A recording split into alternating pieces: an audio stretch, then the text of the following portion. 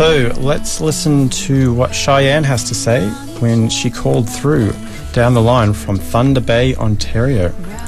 Okay, so I'm joined here live on the phone with Shy-Anne. She is calling all the way from Thunder Bay in Ontario. Thanks so much for calling, Shy-Anne. Hi. Hi, thank you very much for having me. Oh, no problem at all. The first thing I must ask, being someone not from Canada, and I have very little, well, absolutely no knowledge of Thunder Bay, is that your hometown, or is that where you're just based now, and what's it like there? It's, I'm originally from Matachewan First Nations, which is on the other side of the province, which is about a 10-hour drive from here. And Thunder Bay is in the boreal forest on the Great Canadian Shield, so there's lots of bush and there's lots of rock and lots of lakes and rivers. It's beautiful. And in terms of like musically, like I have heard, for what little I know of Thunder Bay, I have heard that it's a pretty supportive musical world there, musical scene. How would you describe it? Oh, it is. I think it's like a hidden treasure of music here. Like there's very few people here in the industry as far as managers or agents or anything, but the talent here is, I don't know, it's just beautiful, and it's eclectic. There's folk artists, there's rock artists, heavy metal, a lot of First Nations groups, a lot of punk groups, tons of hip-hop groups. It's bubbling. It's insane how much talent is actually here and totally untapped. That is what I've heard, and I think offline I'll have to get you to email me a list of artists to feature, because I don't think I've ever broadcast any music from Thunder Bay specifically, so we've got to change that here on the station. Well, I know a lot of musicians here that are quite phenomenal that would love to have any type of representation on radio. Absolutely, yeah. And for yourself touring, you find it's a good kind of hub from which to head out and tour from? Oh yeah, we're very close to the United States border, so it's literally like 20 minutes away, and we're kind of central, so it's pretty easy to go east or west. Oh wow! And it sounds like you're doing you do a fair bit of touring, and when you're not touring, I've been reading here that you have experience in directing a community choir. Yes. What's that been like? Like, it must be really a real sense of, you must get a lot of satisfaction from being able to encourage other people into the pursuit of performing arts, because you've had many, many years of experience from a very young age. What's that experience been like for you? The choir is awesome to deal with, because it's with 4-part harmonies, sometimes a little bit more, sometimes a little less, and it's a variety of ages, people who just love to sing. And generally speaking, there's always like a few people that really want to take it to the next level as a solo artist, and so I work with them privately, one-on-one, and it's very enriching for me to be able to take, especially the youth, the younger ones, and really teach them the art and music, and bring them on stage with me so they understand what it's like to be on a stage, protocols, what's right, what's wrong, and just to watch them grow and to watch the community grow and to watch the choir perform or to watch the students perform. It's almost as fun as it is to be on the stage yourself. Absolutely. And is it a part of an Aboriginal community in particular, or is it a mixed group of people there in the community? It's definitely mixed. Yeah. And really great solidarity exercise for sure. And can you think of any, like, a few individuals that are standing out already, as you know that they're really going to be stepping up soon into individual performance? Oh yes, I have a couple of young girls. One, she just turned 13. Another one just turned 15. One's First Nations and one's actually Korean descent. Jory Zechner, she's one of my students. I got her a gig with the Thunder Bay Symphony to sing as a soloist already. Whoa. And she comes as my backup singer on various shows.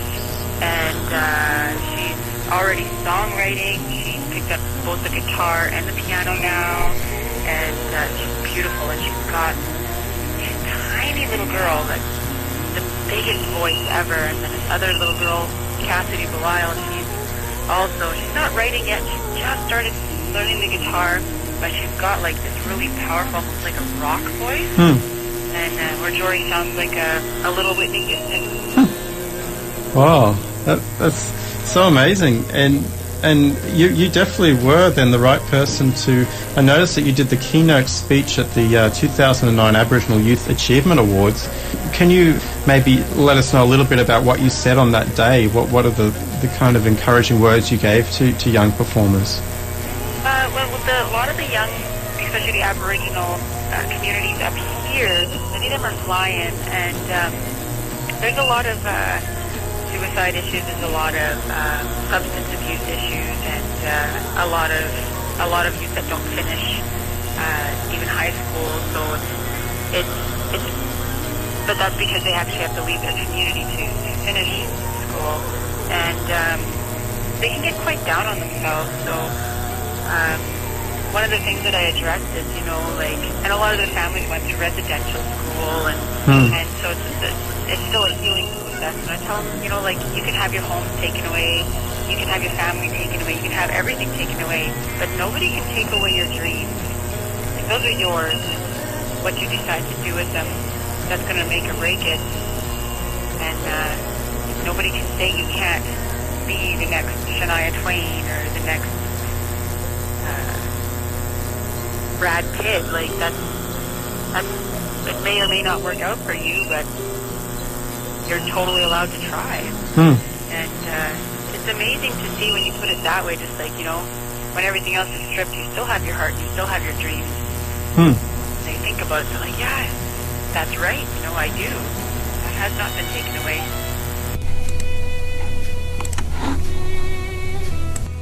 And speaking engagements, encouraging youth to develop their talent. From my vantage point here in Vancouver, I haven't been able to travel too much out, but I've seen in the local community of Aboriginal performers that there's a solidarity and there's a strength in numbers, and there seems to be, I don't know if a renaissance is the right word, but there's something that seems to be happening that maybe wasn't happening even a few years ago in terms of the arts really contributing to Aboriginal people gaining that sense of self. But do you see that has sort of gained momentum in the last few years, like from what you can see? Oh, most definitely. It's like the Aboriginal people, and myself included, it's almost like we're regaining a sense of pride and a sense of belonging and a sense of contribution as well. And we're realizing that our arts are like a really wonderful contribution to the Canadian art scene, not just music, but also visual and dramatic. As far as musical goes, it's adding a lot of the Aboriginal components into the more traditional, like more contemporary music really makes a very interesting mix, and people are starting to really like it, and we're honoring it. Of course, like the non-Aboriginal population is starting to listen to it and honor it as well, and it's quite the movement. I think it's really developing a sense of pride in the First Nations people. That's right, and definitely that mix of styles is going to be really opening it up to a big audience. And there's a band here that I interviewed recently that does blues music, and there's a young Aboriginal guy, 16 or 17, and incredible blues guitarist, and he could have been in Chicago 40 years ago, jamming with those guys. It's like his mix of worlds is just becoming really interesting. Oh, it's beautiful. I think it's wonderful to see the collaboration and the mixing and the education on both sides of the fence, and that I think the fence is coming down, to be honest with you, and people are just enjoying the arts for what they are and contributing to various and learning about each other, and Absolutely. I noticed, I think you said to me just on email or on the phone that you were playing in Winnipeg shortly. Are you playing at the Aboriginal Music Week 2012? I've seen a posting here for there's 5 nights and 12 concerts, 34 bands. Yeah, well, they haven't actually announced yet who's playing the actual music awards. So, but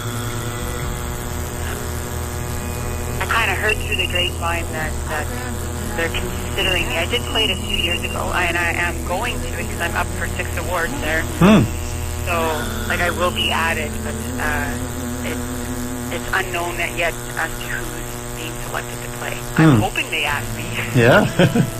And I wonder if, because you're probably new to the listeners here, if you can just describe your sort of career in recording thus far, like how many albums you've put out, and what is the latest work of yours that we could discover. Well, I've just released my third album, Interwoven Roots.